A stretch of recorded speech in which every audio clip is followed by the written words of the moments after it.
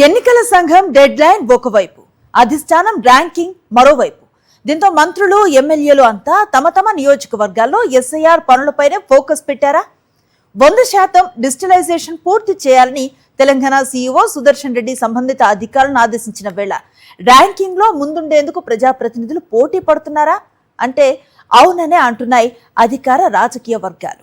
తెలంగాణలో ప్రత్యేక intensive revision ప్రక్రియ వేగంగా కొనసాగుతోంది. ఓటరు జాబితాలను తప్పులు లేని విధంగా రూపొందించే లక్ష్యంతో ఎన్నికల సంఘం చేపట్టిన ఈ ప్రక్రియకు సంబంధించి రాష్ట్ర ప్రధాన ఎన్నికల అధికారి సుదర్శన్ రెడ్డి తాజాగా కీలక ఆదేశాలు జారీ చేశారు.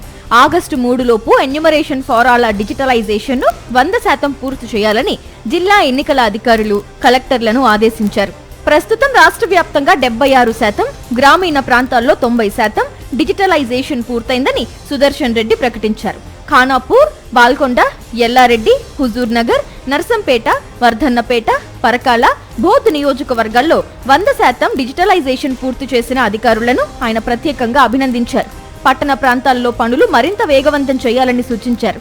ఫారాల డిజిటలైజేషన్ సమయంలో ఎలాంటి పొరపాట్లు జరగకుండా బిఎల్ఓలు, సూపర్వైజర్లు అత్యంత జాగ్రత్తగా వ్యవహరించాలని, నిర్లక్ష్యం చేస్తే క్రమశిక్షణా చర్యలు తప్పవని హెచ్చరించారు. డెడ్ లైన్ లోపు తమ తమ నియోజకవర్గాల్లో 100% ఫారాల పంపిణీ, డిజిటలైజేషన్ పూర్తయ్యేలా చూడాలని కాంగ్రెస్ అధిష్టానం మంత్రులకు స్పష్టమైన ఆదేశాలిచ్చినట్లు పార్టీ వర్గాల్లో చర్చ జరుగుతోంది.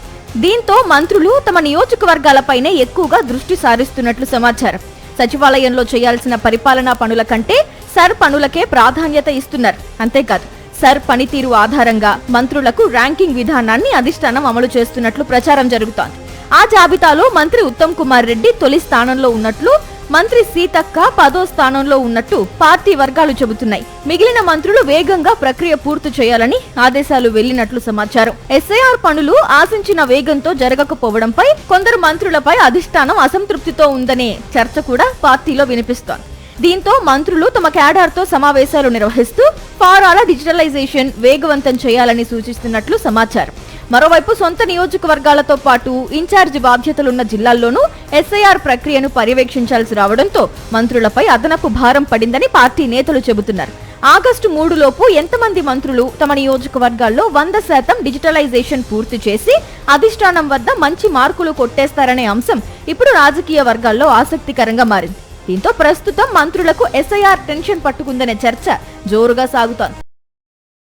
మరిన్ని అప్డేట్స్ కోసం ఛానల్ ను సబ్స్క్రైబ్ చేయండి. నోటిఫికేషన్స్ కోసం బెల్ ఐకాన్ పై క్లిక్ చేయండి.